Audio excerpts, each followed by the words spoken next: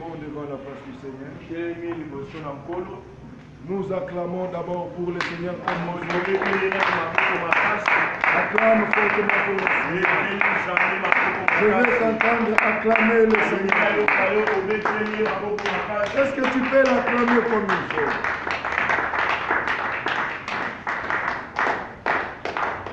Alléluia. Amen.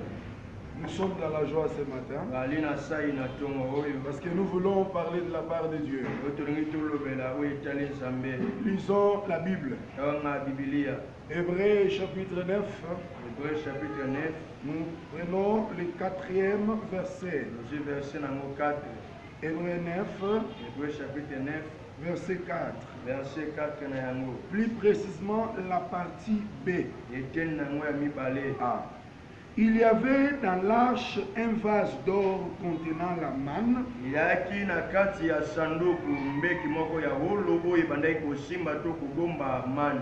Alléluia. Amen. La verge d'Aaron qui avait fleuri. Et les deux tables de l'alliance.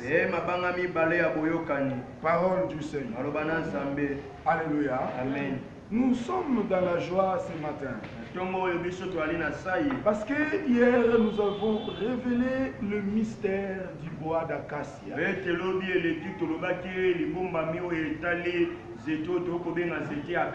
Nous avons dit que acacia c'est l'espèce d'arbre qui pousse dans une terre desséchée ou bien dans le désert.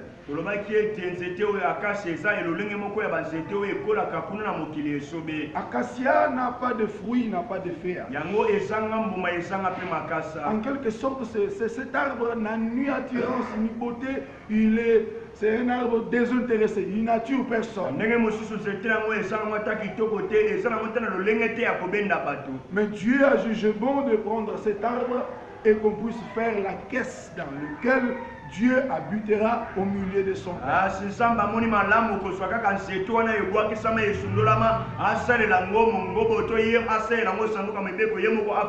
Et il a revêtu de cette caisse faite par les bois d'acacia de l'or dedans et dehors. Et nous avions dit que l'or c'est le métal de Dieu. En quelque sorte, acacia c'est le type de Christ. En accord avec le prophète Ésaïe au 53e chapitre, au premier verset. Il a dit, qui a crié à ce qui nous a été annoncé. Il s'est levé comme une faible plante. Il s'est levé d'une terre desséchée. Il n'avait ni beauté ni aspect pour attirer nos regards. Alors que tous les hommes que Dieu a toujours utilisés, vous apprendrez que David était beau de taille et de figure. Joseph était aussi très beau. Moche était beau. Mais celui-ci, ce prophète qui incarne le salut en lui, il n'a ni beauté ni éclat. Il n'attire même pas. Je comprendrais que c'est en quelque sorte un mystère. Dieu s'est rabaissé à ce niveau de la laidité pour que le gens ne fasse aucun cas de lui. Alléluia. Amen. Et c'était en lui plus tard, après la mort, Dieu l'a pris, l'a élevé, lui a donné le nom qui est élevé au-dessus de tous les autres noms.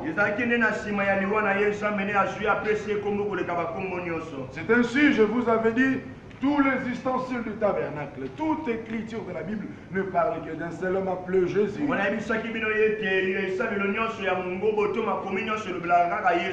C'est ainsi, nous venons de lire les contenus de l'arche. L'arche, elle est là. Alléluia. Amen. L'arche est dans la 3e partie du tabernacle. Amen, amen. Amen. Dans l'arche, il y avait, numéro 1, il y avait le vase d'or. Alléluia. Amen. Et dedans, il y avait la manne. Il y avait aussi la verge d'Aaron qui avait bourgeonné. Cette verge avait bourgeonné de façon surnaturelle. Il y avait eu de murmures au milieu d'Israël. Les gens disaient non, comment est-ce que ce n'est que toi et ton frère Aaron? Nous aussi nous voulons être aussi intermédiaires entre Dieu et les hommes. Alors Dieu a dit à Aaron que tout le monde amène sa verge. Et nous allons le mettre dans la tente de témoignage. Le matin, la verge qui va bourgeonner, ça sera celui-là qui sera mon choix.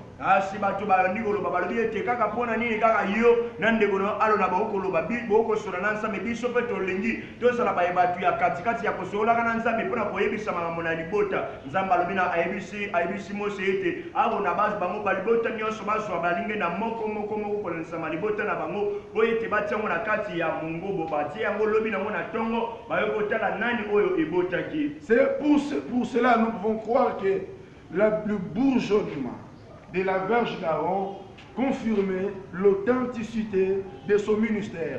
Pour dire que le ministère d'Aaron venait d'en haut et non des hommes. Pour dire aussi que le tabernacle, bien le sacerdoce aaronique était terrestre. Parce que l'arbre, quand il est planté, il va pousser des fruits.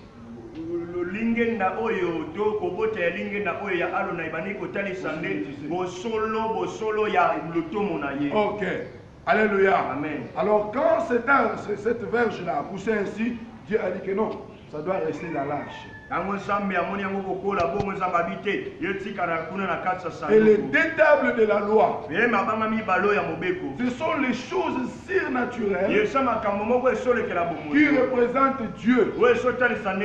Alléluia. Amen. Maintenant, parlons maintenant de la manne numéro 1. Aujourd'hui, le premier point qu'on va épingler, nous allons parler de la manne. C'est quoi la manne?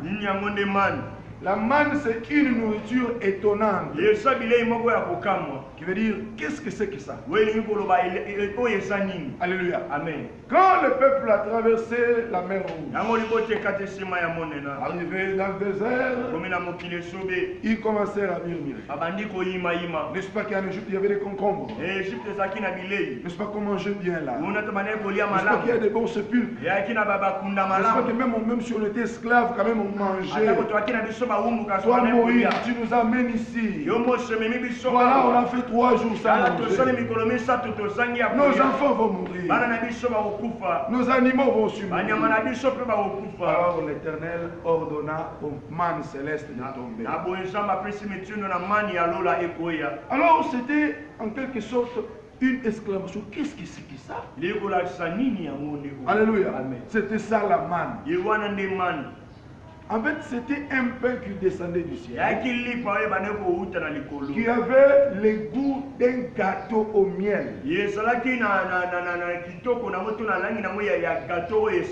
vous voulez bien le comprendre, vous allez ouvrir vos Bibles dans Exode chapitre 16. Exode chapitre 16. Alléluia. Alléluia. Amen. Exode chapitre 16. Exode chapitre 16. Vous commencerez au premier verset. Alléluia. Amen. Et vous allez lire ça, vous comprendrez que la manne a été donnée. Exode chapitre 16, verset 4. Exode chapitre 16, verset 4. L'Éternel dit à Moïse, voici, je ferai pleuvoir pour vous du pain d'en haut des cieux.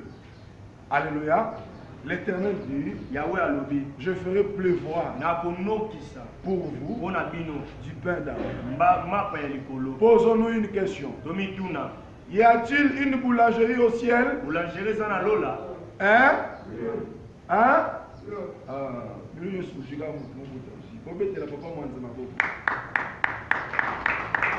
Oui. Au ciel, il y a une boulangerie. Qui avait nourri Élie? C'est l'Éternel. Il avait envoyé quoi au corbeau? C'était un gâteau. Alors, un gâteau chaud. Oh, ça m'a pas emballé. Un gâteau chaud. Alléluia. Amen. Ça nous prouve en suffisance. Il y a une boulangerie au ciel. Et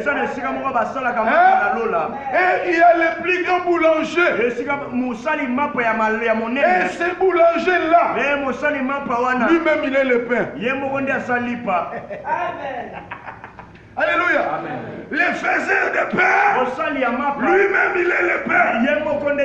Alléluia. Amen. Nous allons arriver. Alors il dit, je ferai pleuvoir pour vous le pain d'en haut. Et maintenant Dieu donne l'ordre à Moïse.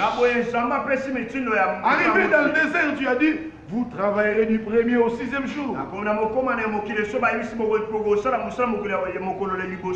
En quelque sorte, dans le désert, Dieu donne la loi, les ordonnances, les commandements. Il a donné au peuple toute une constitution.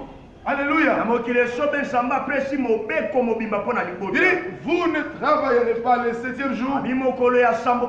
Parce que même moi, Elohim, le 7e jour, je me suis réveillé. Alors, la manne tombe chaque jour. Et le 7e jour, il n'y aura pas de manne pour vous. Cela revient à dire quoi? Vous ramasserez la manne du 1er au 5e jour. Chacun ramassera la quantité suffisante qui lui permettra de manger lui et sa maison.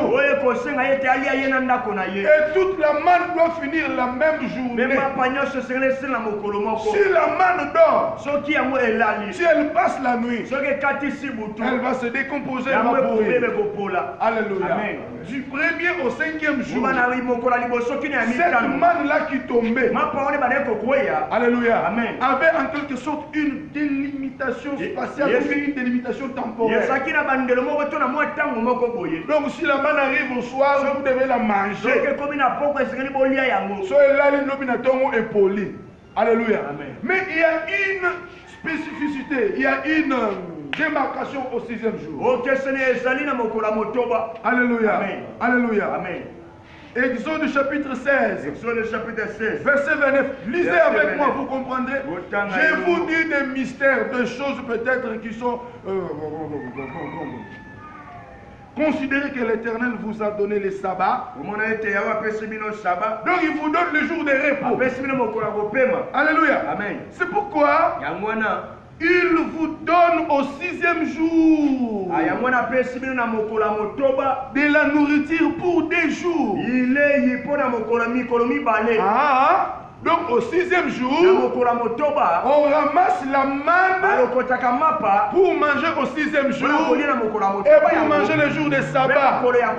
Parce qu'au jour de sabbat, on n'ira pas prendre la manne. Au 7e jour, la manne ne tombe pas. Ça veut dire quoi? Donc la manne du 1er au 5e jour, elle est différente de la manne du 6e jour. Alléluia. Est-ce que tu comprends? Amen. Je vais te révéler un grand mystère qui va te révéler. Donc la manne du 1er au 5e jour, elle était incapable de traverser la nuit. Si elle arrive la nuit, elle pourrissait. Mais notre ami, la manne du 6e jour, lui il transcende la loi de 5e manne. Lui il est au-dessus de cette loi-là. Lui il arrive le soir du 6e jour. Il traverse, il nous introduit dans les sabbats. Il nous amène dans les repos. La manne du 6e jour, elle ne pourrissait pas. Alléluia. Ouvre, dis-moi amen à haute voix. Dis-moi un amen puissant. Dis-moi un amen, je te dis un mystère. Dis amen, je dis des choses qu'on n'avait jamais dit. Dis amen, je dis ce que tu n'avais jamais entendu. La manne du 1er jour et la manne du 5e jour, c'est les 5 livres de Moïse. J'arrive. C'est les 5 Pentateuques. Alléluia. Amen. Alléluia. C'est un ensemble de la loi et des prophètes. Tous les prophètes. Quand ils arrivent, d'abord la manne c'est le pain. Quand on parle du pain, on parle de la parole. Quand on parle de la parole, on voit les messagers. Donc quand on voit les messages, on voit aussi les messagers. Donc la manne, du 1er au 5e jour, c'est l'ensemble de tous les prophètes. Or, tous les prophètes, ils étaient aussi des pères. Ils amenaient aussi les principes. Ils amenaient aussi le message. Mais chose grave, quand ils arrivent à leur nuit, quand ils arrivent à leur soir, quand ils arrivent à leur soir, ils ne se réveillent pas. C'est-à-dire quand ils arrivent au soir de la mort, quand ils meurent, ils n'ont pas ressuscité. Alléluia. Amen. Ils subissent la loi de la régénération. Alléluia. Amen. Ils pourrissent dans la poussière. Alléluia. Amen. Ils ne parviennent pas à traverser la nuit. C'est pourquoi leur pain nous a nourris seulement pendant un jour. Mais la manne de 6e jour, la Bible dit, considérez que l'Éternel vous donne la nourriture de 2 jours. Cette nourriture-là n'est pas donnée au 5e jour. Cette nourriture-là n'est pas donnée au 3e jour. Mais cette nourriture-là est donnée au 6e jour. Or, le chiffre 6, d'après la numérologie prophétique, le chiffre 6, c'est le chiffre de l'homme. C'est le chiffre d'Adam. Or, dans la Bible, nous avons des Adam. Le premier Adam est tiré de la terre. Le deuxième Adam est d'origine céleste. C'est pourquoi Esaïe nous dit, un enfant nous est né. Il est né d'une femme. Alléluia. Mais le fils nous est donné. Le fils n'est pas né d'une femme. Est-ce que tu comprends? Le fils n'est pas sorti du sein d'une mère. Le fils est sorti du sein du père. La Bible déclare, Dieu a gardé il a donné l'homme qui était en Dieu, le fils qui était en Dieu. C'est Jésus de Nazareth. C'est Jésus de Nazareth. C'est Jésus de Nazareth. C'est Jésus de Nazareth. Dieu l'a donné. Alléluia. Alléluia. Alléluia. Donc le 6e jour, c'est le jour du 2e Adam. Alléluia. Si tous les prophètes ont été accablés par la mort,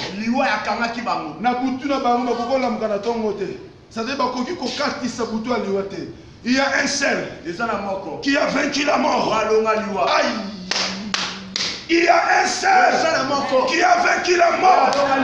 Il a vaincu le séjour de mort. Il a écrit dans la parole, j'étais mort, je suis vivant. J'ai la clé de la mort et du séjour de mort. Ces paroles-là, ce n'est pas Moïse qui les a dites. C'est Jésus de Nazareth. C'est Jésus de Nazareth. Alléluia.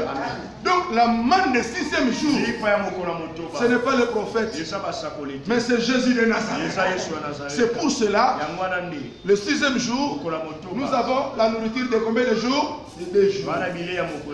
Quand nous sommes en Jésus-Christ, nous mangeons dans l'ancienne alliance et dans la nouvelle alliance. Nous mangeons dans la loi, nous mangeons dans la grâce. En Jésus-Christ, la loi et la grâce habitent la même maison. C'est pour cela qu'ils ont eu 153 poissons. 153 poissons en français, frère. 153 poissons. 153 poissons. Moïse a couffé à genoux. Vous répondre de combien? 120 ans. Amen. Ok. Jésus a couffé à genoux. 33 plus 120, ça fait combien? 153. Hein? Donc, en Christ, nous mangeons dans la loi et dans la grâce. Quand Christ était encore vivant, c'était le temps de la loi. Tu comprends ça? Donc la nourriture des 2 jours, nous mangeons dans la loi, dans la grâce, dans les prophètes, dans les psaumes. Parce que c'est pour 2 jours. Alléluia. La nourriture des 2 jours, c'est Christ qui est venu pour sauver et son peuple Israël et pour les nations. Est-ce que tu me comprends? Amen. C'est aussi l'image de l'ange d'Apocalypse. Il a un pied sur terre. Donc il a un pied en Israël. Il a aussi un pied dans la mer. Il a aussi un pied, c'est-à-dire sur les nations. La nourriture de 6e jour, c'est Jésus de Nazareth. Ah oui, ce sont des choses qui sont rares. Peut-être on t'avait jamais dit ça. Alléluia. La nourriture de 6e jour. Cette manne-là. Alléluia. C'est elle que Dieu avait dit à Moïse. Vous allez prendre un homère. Ce n'est pas la manne du 1er au 5e jour. Mais la manne du 6e jour qu'on a pris pour conserver devant Dieu. Alléluia. Vous comprendrez. Alléluia. Que Jésus de Nazareth, il est la véritable manne. Bon, demandons un peu un frère dans la Bible, le frère Jean. Prenons au 6e chapitre, le verset 32. Qu'est-ce qu'il nous dit? Il nous dit quoi? Interrogeons un peu Jean. Qui a aimé ses enseignements? Qui aime ses enseignements? Qui me montre la main? Qui aime ça? Qui aime ça? Ok, que Dieu vous bénisse. Alléluia. Le Seigneur dit, je dis en français, hein? Jean chapitre 10, verset 32. Jésus leur dit, en vérité, je vous le dis, Moïse ne vous a pas donné le pain du ciel. Alléluia. Pourquoi? Comment on peut ça aller par l'eau là? Il y aura réponse. Moïse ne vous a pas donné le pain du ciel. Mais mon Père vous donne le vrai pain du ciel. Si on parle du vrai pain, c'est-à-dire que le premier pain était faux. Il y a d'accord, non? Ok. Mais mon Père vous donne le vrai pain du ciel. Pourquoi? Car le pain de Dieu, c'est celui qui est descendu du ciel. Qui est descendu du ciel? Oh, le bango bien. Nana kitana lola. Nana longa satana. Nana longa liwa. Nana buka satana. Ah. Donc le vrai pain du ciel, c'est celui qui est descendu du ciel. Mais qu'est-ce que celui qui est descendu du ciel a fait? Le vrai, car le pain de Dieu, c'est celui qui est descendu du ciel. Et il fait quoi? Et qui donne la vie au monde. Ah. Le vrai pain, c'est Jésus de Nazareth. Alléluia. Et il a donné la vie au monde. Comment est-ce qu'il peut donner la vie au monde? C'est d'abord en donnant sa propre vie. Comme Moïse ne s'était pas sacrifié, comme Moïse n'est pas passé par la mort, son pain là n'était pas le vrai pain. C'est pourquoi il est dit dans Jean, vos pères ont mangé de la manne dans le désert. Ils sont tous morts. Or si quelqu'un mange le pain de vie, il ne verra pas la mort. Quoi qu'il va mourir, mais il ne verra pas la mort. Pourquoi? Parce que Christ s'est donné. Comme il s'est donné, alors nous aussi nous aurons. Est-ce que tu comprends le mystère de la manne? Est-ce que ce soit ma bombe à manne? Maintenant c'est cette manne-là qu'on doit conserver dans l'arche. Alléluia. Alléluia. Pour qu'elle soit conservée de génération en génération. Et puis qu'on explique aux enfants que nous avons expérimenté des miracles. C'est ainsi, il est écrit dans l'Ancien Testament, où sont les miracles que nos pères nous ont racontés. Alléluia. Les miracles de la manne. 6e jour. C'est la manne qu'on a pris, un homère. Homère, les alliés Messie. Alléluia. Les alliés poids mon parce qu'on et on a quatre vases, on l'a mis dans le vase d'or. Or, là, nous avons dit que l'or, c'est quoi? La divinité. Bonzambe. Alléluia. Alléluia. Maintenant, il est dit que vous allez conserver cette manne et elle servira de témoignage de génération en génération. Nous aussi, Comme notre man lokola lipa na biso est arrivé au soir. et comme na suka. Alléluia. Amen. Était arrivé aussi au soir. Comme il na suka. Elle a passé aussi la nuit. Et elle a survécu le matin. C'est notre Seigneur Jésus. Il était mort comme tous les prophètes. Mais il est ressuscité. Alléluia. Amen. Et il est ressuscité. Il nous a introduits dans le 7e jour. Dans notre repos. C'est sûr, vous pouvez dire aux pharisiens. Le Fils de l'homme. Il est le maître du sabbat. Alléluia. Amen. Jésus de Nazareth. Quand il ressuscite, il te prend, toi. Il me prend moi. Il nous introduit dans le sabbat. Donc dans le repos. Donc Jésus, il nous introduit dans le repos. Comme il est ressuscité. Alléluia. Et bon, il y a arche. Alléluia.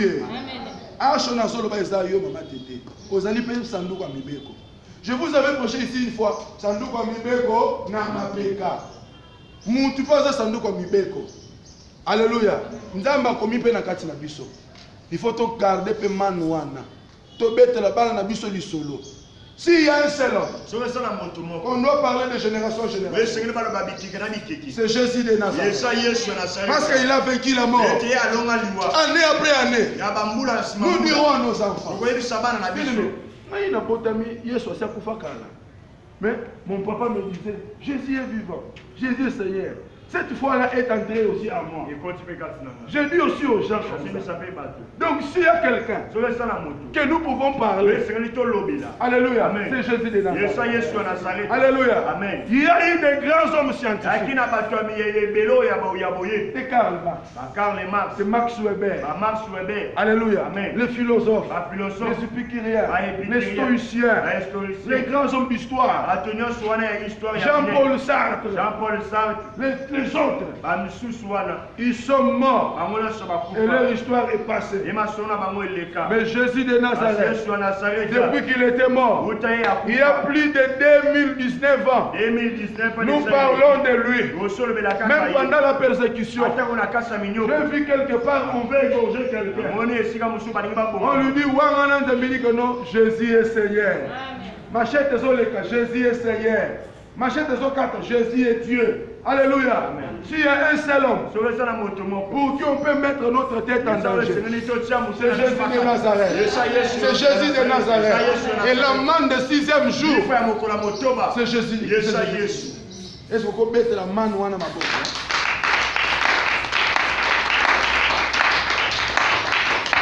Alléluia. C'est Jésus qui est notre man. C'est Jésus notre man. C'est Jésus notre man. Il a vaincu la mort. Alléluia. On l'a conservé. Arche de l'alliance, il y a un arche. Ce que vous avez arche de l'alliance humain. Alléluia. Vous avez qui boit d'acacia. Nzete bois kama. Ezangatine. Famille va sundola yo. Pose na mbongo te. Mais nzamba a trouvé yo mutuya aya fani katina yo. Vous avez arche de l'alliance. Na katina yo. Fani sa man ya 6e jour. Fandisa Yesu Kristo. Tambolaka na ye partout. Betel ndeko Yesu alonga liwa. Ndeko Yesu bikisaka. Ndeko Yesu apambolaka. Ndeko Yesu atombolaka. Parce que zali man oyo yo bombi na kati na yo pour beta li solo de génération en génération. Est-ce que vous beta nzamba boko makasi bien? C'est pour cela nous devons comprendre les mystères du tabernacle. Alléluia. C'est tout un plan du salut. Alléluia. Amen. Tu as compris comment nous avons marché, hein? Nous avons parti, nous avons commencé, on a commencé depuis les parvis. Alléluia. Amen. Le parvis, on est venu à l'autel des holocaustes. Qui est le tube de la croix. Alléluia. Christ est mort pour nous. est venu au cuivre des reins. Il y a l'image des eaux de la parole. Jean-Baptiste dit, je vous baptise des eaux pour vous amener à la repentance. Un autre vous baptisera du feu de l'esprit. Et quand nous quittons ici, ici c'est l'entrée de l'église. Nous trouvons les sacrificateurs. Il y a l'image du ministère pastoral. Il nous prend, il nous introduit. Et là le pasteur Eva commence à nous dire, attention, vous êtes dans l'église. On ne marche pas comme ça. On ne vit pas comme ça. On craint Dieu. On vit ainsi. On ne s'habille pas comme ça dans l'église. L'église n'est pas une boîte de nuit. Comme il y a d'autres églises, même de notre communauté, une boîte de nuit. Quand tu dis ça, tes frères ont côté matière à condamnation. Non, l'église n'est pas un millier où on doit venir comme si on s'habillait à moitié ni au roi européen où ça va frère Moussouba Miké. Dans l'église, on a trois types de chrétiens.